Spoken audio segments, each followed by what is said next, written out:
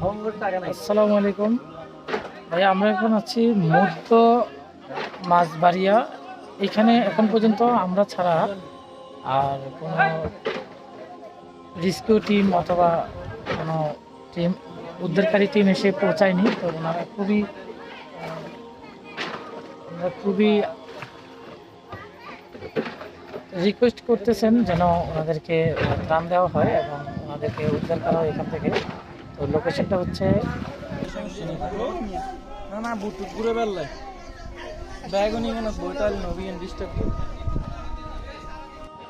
আচ্ছা, লোকেশনটা হচ্ছে মধ্যম মাছবাড়িয়া।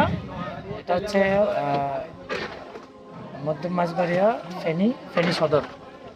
তো আপনারা যারা এখনো এইসব অঞ্চলে পৌঁছাননি, আমি অনুরোধ করব প্লিজ আপনারা যেভাবে পারেন এসে ভিতরের যে গ্রামগুলো আছে ভিতরের গ্রামগুলোতে আসেন।